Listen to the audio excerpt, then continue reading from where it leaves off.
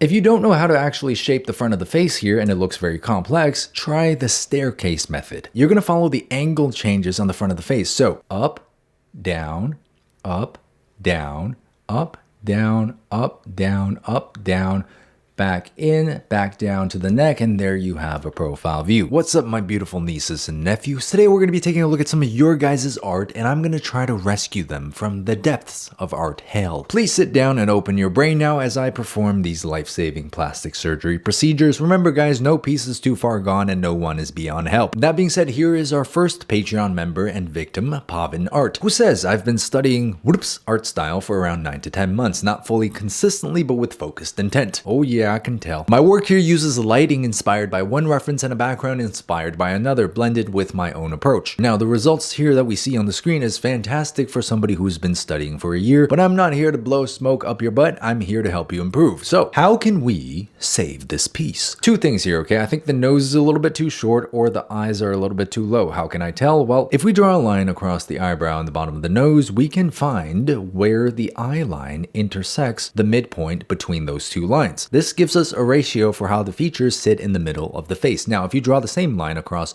Bloop's drawings, there's the eyebrow, there's the nose, draw a line down, and let's cross the eye line. You can see that sits much further up. So that's point number one, and it's a very easy fix again in Liquify. But point number two is where we're gonna have a little bit more trouble. So all I've done here is bring the nose down a bit and bring the eyes up a bit, and this way we've established the right ratio in the midsection of the face. You can see the eye line now moves a lot higher. There's the before and there's the after. Before, after, before, after. The second thing that we're gonna do is very tricky because it involves lighting. Now, if you guys recall, in the original message from our Patreon member, they mentioned that they used two different lighting scenarios to create this piece. Now, this is where we've made a big boo-boo. So the background here borrows from this piece, which is a sunset. We're looking into the sunset, which means our character is backlit. The light is hitting them from behind. They're getting light backshot. But for the lighting on the actual character, we referenced this piece. And in this scenario, the light is hitting the character from a 3/4 angle from the front,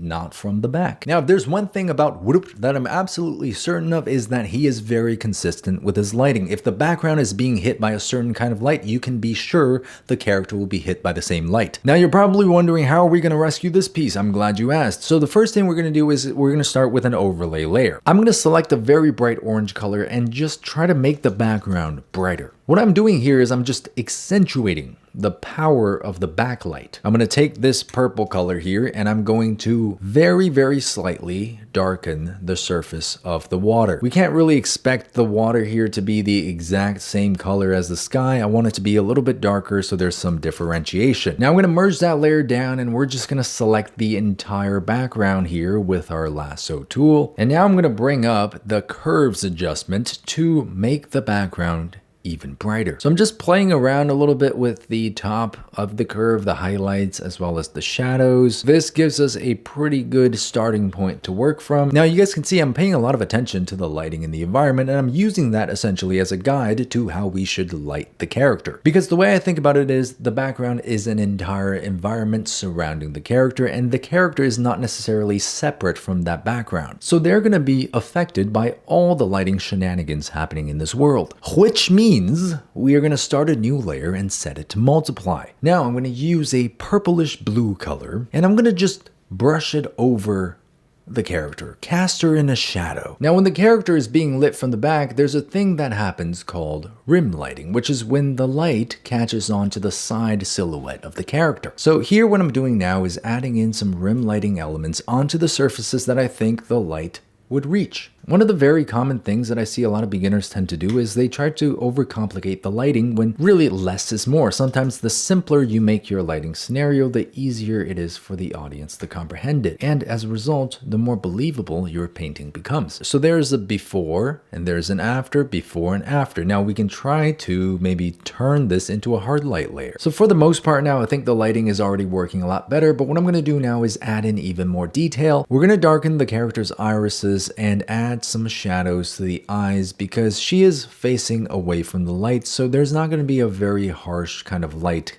being cast onto the surface of her eyes. So you're going to find a lot of darker shadows, a lot of ambient occlusion in this area, and also we're going to add some shadows to the other areas such as where the hair might meet the character's face, the cheek, the forehead, maybe a little bit of ambient occlusion under the chin as well, and of course we want to take a blending brush and just soften these areas up. I'm also going to use this chance to add in a little bit more color onto certain parts of her face, such as the underside of the nose and maybe on the bottom half of her face, just a little bit of orange color because I'm thinking about how the sunlight is going to bounce around the environment and maybe some of that bounce light is going to be caught on the downward facing surfaces of her skin. Now, of course, if we're thinking about bounce light, we're also going to have to add in ambient lighting in the environment, which in this case is going to be represented by a bluish purplish light. Most of this is going to be caught on the upward facing surfaces of our character's skin here. So we're going to take a slightly more detailed brush and add in some loose strands here that look like they're kind of flowing away from the character's head. That's very dynamic. There's a lot of movement there, but now we can take our lasso tool, select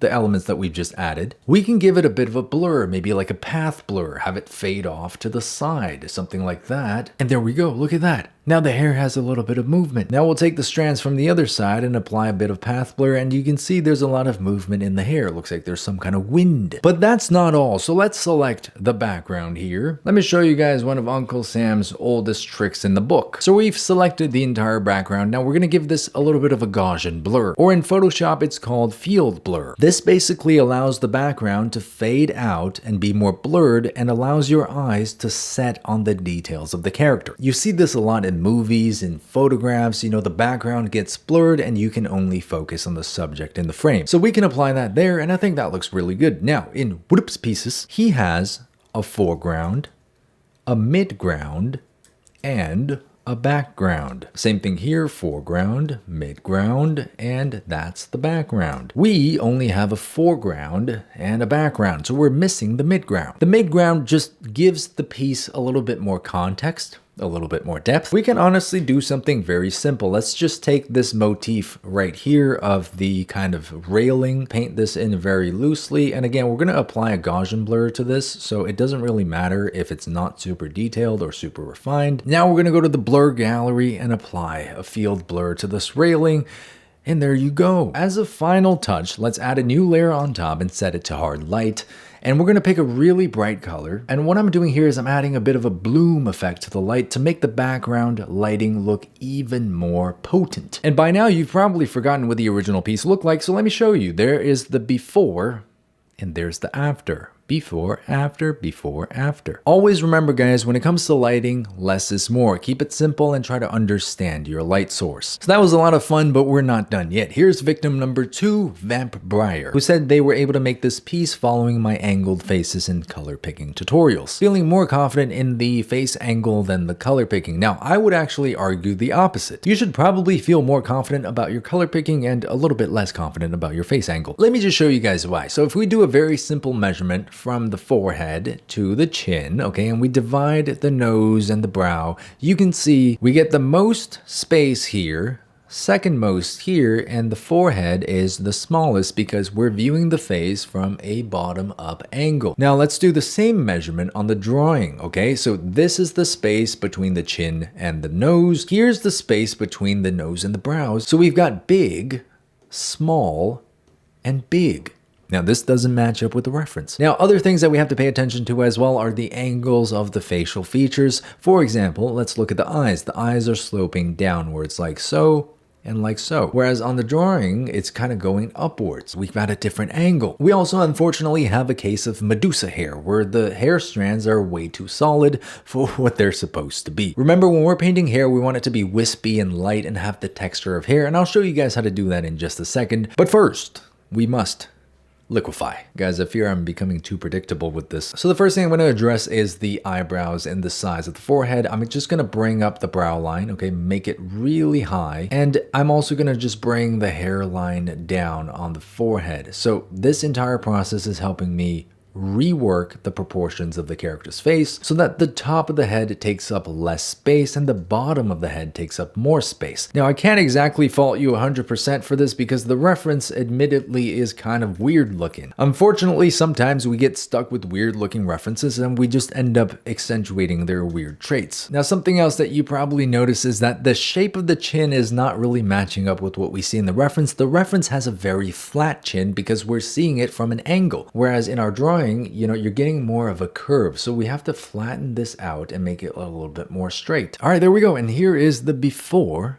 and the after. Before, after, before, after. Much more natural looking, right? So we can see there's a lot of very dark values in certain pockets of the hair where there's some ambient occlusion from the light, and we can use a darker color here to mimic what we see in the reference. Let's add in some shadows. One thing that I notice is very common with a lot of beginners is they tend to be afraid to add in too much contrast or too much darkness. Remember guys, the shadows cannot hurt you. Never be afraid of shadows. Just like that. It's not perfect. I'm not following the form exactly one for one, but you just want to add it in there first and make sure that all the values are working. So I used the round brush to add in a bit of color variation. Now the next thing I'm going to do is just get rid of these Medusa snake heads. Look, sometimes you're going to see weird elements in a reference. You don't have to replicate all the weird elements, and these hair strands are very weird. Use the colors we've already put down, okay? And we're going to just use some nice soft wispy strands for the hair. Now I like to use flat brushes when it comes to drawing hair because a flat brush gives you the option to have thin and thick, and it looks like a little ribbon. And that's exactly the texture that we want for hair. Honestly, any type of flat brush should do for the work that I'm doing here. I'm going to add in some final highlights, some final kind of dark details. Now, of course, I am doing this very quickly, so we're not getting as much refinement in the hair, but if I were to really take my time, I would probably pay a little bit more attention to the actual shapes of the hair strands. Now, since we've used a pretty dark value here for a lot of the hair, I also want to bring these dark values into the face of the character. This is one of the very common mistakes that, again, I see a lot of people make, which is they might add dark values in a certain part of the painting, but it doesn't go to the other parts of the painting. You want to make sure all your values are consistent. The darkest values should not be present in only one part. So I'm going to add this dark value to just under the eyelid as well as in the dark part of the iris, the pupil. Why we do this? Well, it's for harmony. You want your colors to be relatively harmonious and look like they belong in the same scene. The lips are a little bit too pink, so we're going to add in some more orangey kind of saturated red colors here just to give it, again, a little bit more depth. Let's also just adding some more warm values into the shadows here. So what I'm going to do is I'm going to try to flesh out some of these saturated colors a little bit more and also just reduce the visual impact of these chicken scratches. And I really like the fact that you actually picked a blue color for the highlights on the face. That is exactly what I taught in that tutorial. You want to use a bit of a complementary color to make the highlights stand out even more. And I think you've actually done a really good job at that. So I'm going to pass this blue over to some of the other areas of the face as well. And there we go. Now for the moment of truth, let's compare it to the original. Are you guys ready? 3, 2, 1. That's the before, that's the after. Before, after, before, after, before, after. Now here's our final victim, and we're gonna end it off with some line art. I know I have to work on my confidence with those lines. I'm glad you're aware, but overall I think it's okay. No, it's not. So what is the problem here really? Now the drawing itself is actually really good. I think the proportions are great. I think you've captured the overall shape and the form of the character. But the lines, my brother, oh, the horror in the lines, you're killing me. Remember, when we're doing line art, we want to make it as simple as possible. It's just like lighting, okay? Less is more. In fact, a lot of things in art revolves around that quote. Less is more. So, in areas like this where you see a ton of overlapping lines, it doesn't really add anything to the drawing. In fact, it just makes it more distracting. By adding in all of these uncertain lines and chicken scratches, what we've done is we've broken up the path for our eyes to travel down. It should be a smooth path. But no worries, my nephews, Uncle Sam is here to help. The first thing I'm going to do is set the layer on a low opacity background, and we're going to work on a new layer. For the most part, though, I'm just going to trace over what's already here, because I think the proportions work great, the shapes look great. Now I want to show you guys a very cool method for you to remember how to draw a profile view. If you don't know how to actually shape the front of the face here and it looks very complex, try the staircase method. I don't think that's what it's actually called, but I'm going to just coin it right here. This is the staircase method. You're going to follow the angle changes on the front of the face. So up, down, up, down, up, down, up, down, up, down, back in, and down, and there you have a profile view. Did you miss that? Let's do it again, okay?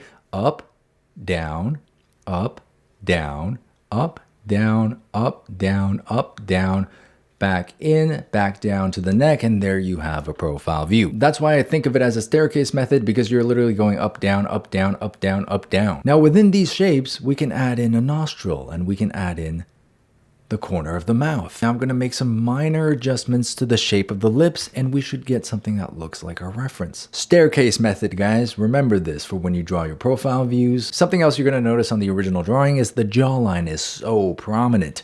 This is another common beginner mistake, which is feeling the need to outline everything. You don't need to outline the jawline like that. You can just use a very faint line that kind of hints at the positioning of the jaw. Always remember, guys, less is more. If all of your lines are heavy, then none of your lines are heavy. Same goes for the other direction. If all of your lines are light, then none of your lines are light. So what I'm doing here, as you guys can see, is I'm varying up a lot of the pressure on my pen so that my lines come out dark and light, and there's a variation between light and dark. Now this is generally what we call line variation, and this is what gives your lines that line quality that we're always looking for. All right, so now at this stage, what I'm going to do is turn off the original layer, and I can see that I've got a drawing that we can work off of. To me, I think this already looks pretty good, but of course we can add more. Let's increase the line variation here. So in the areas where there's a little bit of ambient occlusion, a little bit of shadow, you can see we can add in some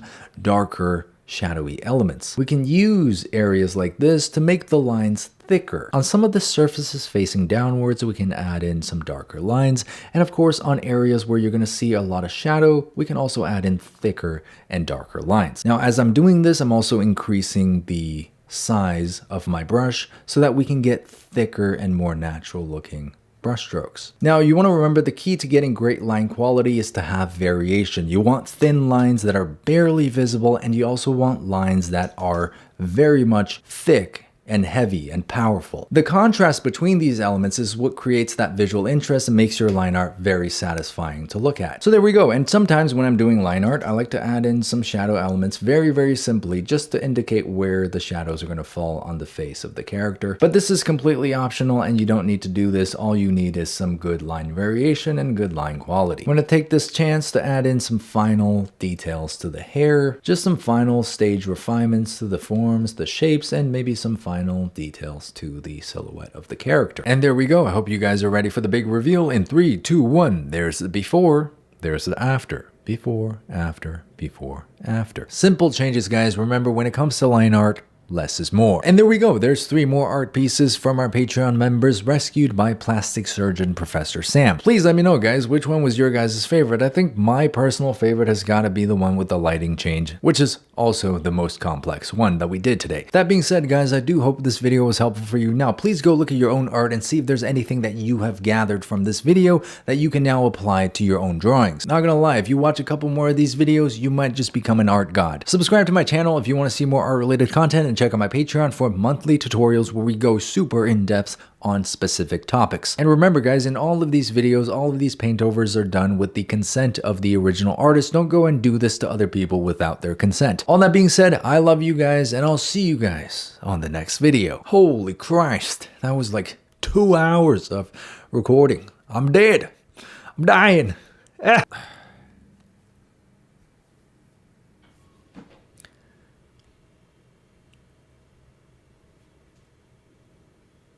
Go on now, get out of here. Why are you still here?